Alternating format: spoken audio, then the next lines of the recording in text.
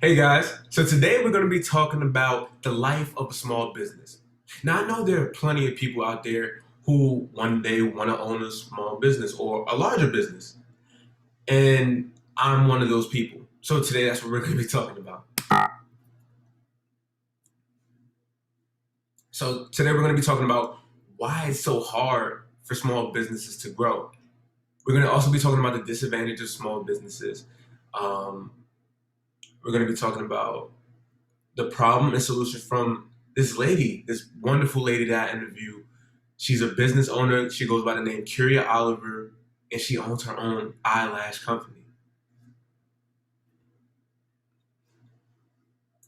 Now, the struggle to find workers is one of the disadvantages that a lot of small businesses face. It's hard to go out there and just say, "Here, I want you to join my company. I want you to join my business," because they're always going to ask, why? Why should I join you? I don't know who you are. I don't know what your business consists of. And they don't really care to know. So you have to intrigue them.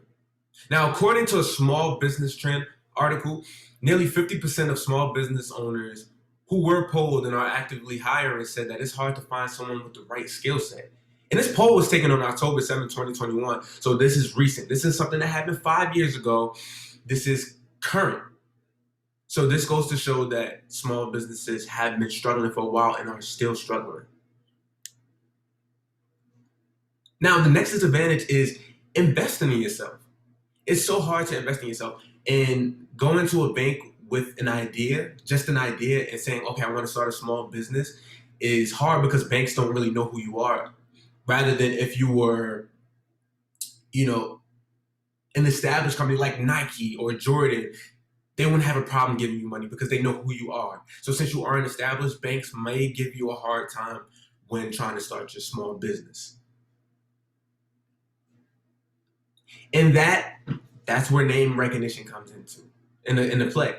Now, if you go into a grocery store, right, and you see these two cereals lined up next to you, like you see the Fruit Loops and then you see the Tutti Fruities, most of you may be saying, okay, I have no clue what Tutti Fruities are, but I know what Fruit Loops are. Now, when you go into a grocery store, that's what you say. You're like, okay, I know what the Fruit Loops are. I like Fruit Loops. So you're gonna go with the Fruit Loops, no matter if the Tutti Fruities may be cheaper. Ah, now Tutti Fruities, they have a specific strategy that they use, which is they lower their prices just because they know what they're going up against. So their prices may not be the same as Fruit Loops because Fruit Loops is considered the better value of cereal, even though they may taste exactly the same. It's just because of the name. Now, Tutti Fruities, like I said, they may taste exactly the same, but Tutti Fruities has to lower their price in order to attract people and say, okay, um, maybe I don't want to get the Fruit Loops today. Maybe I'll get the Tutti Fruities because I'm on a budget. That's when they'll go for the Tutti Fruities and then realize, okay, this tastes just like Fruit Loops. Let me just get the Tutti Fruities instead. They're cheaper. It's all a strategy, and Tutti Fruities is playing this really well.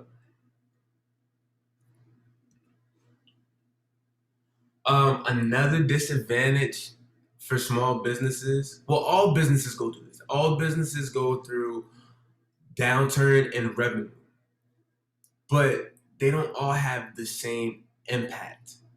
Now, small businesses may be affected 10 times more than a larger business, only for the fact that small businesses have tight budgets.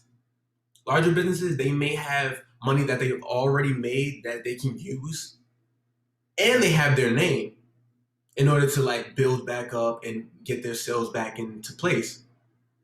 But small businesses may struggle in this area. They will struggle in this area because not having a lot of money and taking out loans is it's hard. It really is. Now, let's get down to the business owner that I had an interview with, Miss Curia Oliver. Miss Curia Oliver, she owns her own lash tech business. And it goes by the name of Royal Blink Lash Co. She started off by selling strips of lashes and decorating it with her own logo, which was like a R with a crown on top. It was cute. She she decorated it and then she started selling it to like family members and friends and people at her school, and she was just selling it to anyone that she knew. And then people would wear them, compliment it, and they would actually take pictures and tag her on Instagram. Social media is a huge platform and it's free for anyone to use. So that's a great place to start. She They were tagging her in in their picture, the pictures that they were taking with her lashes on, and saying, giving good reviews on it, saying, "Oh, I love the lashes. I love the lashes. I love the lashes." And she started to get a little bit more recognition. So she thought this was the perfect time to, up her game. So she then got her certificate to go do individual lashes, and she got a few more customers to come in and do get their lashes done. But the only thing with that is it took about like 5 to 6 hours for her to do one appointment.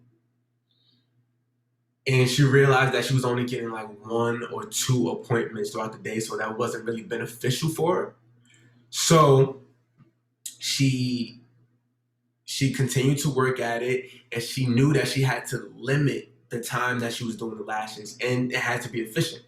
So she began to, get them done faster. She got them done in 2 hours, then 1 hour. The time started to go down, and then she started booking more and more appointments throughout the day. So we have like 5 or 6 appointments throughout the day, rather than 5 hours and 6 hours of working on one person. On top of that, Miss Oliver also told me that being able to compete with the lash techs that own their own shop was like the hardest thing for her, because she looked at them and she was like, okay, one day I want to have my own shop, because right now she's currently working out of her home.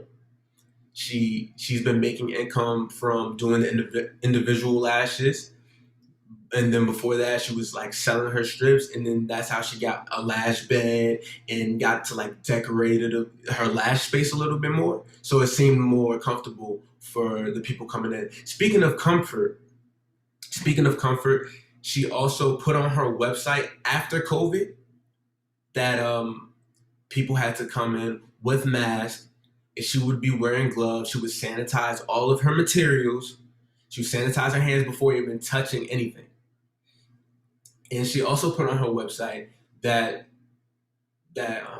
her clients wouldn't be able to come in with another person. They would have to show up alone. They wouldn't be able to come in with their kids. They wouldn't be able to come in with their sister, the brother, mom, whoever.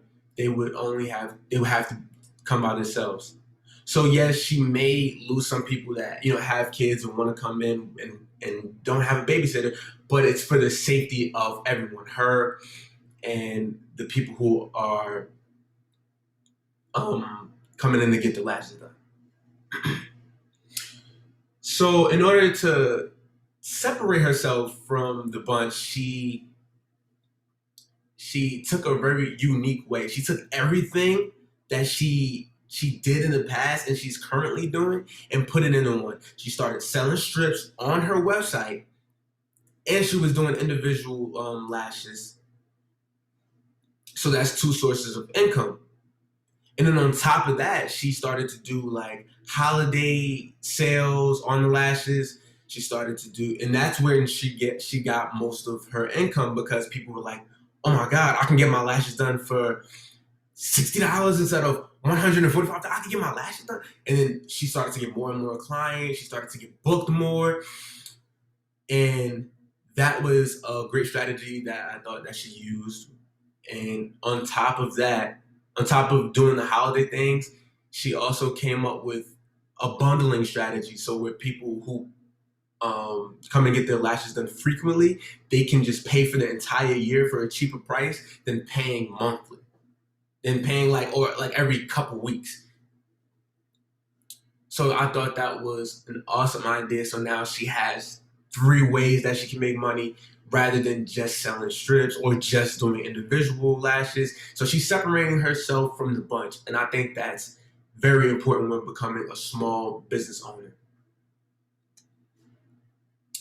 To conclude, I just want everyone who's thinking about becoming a business owner one day to be mindful that, you know, things aren't always going to be peachy. You're going to hit bumps in the road when trying to, start your business. You're going to run into bumps in the road with the bank.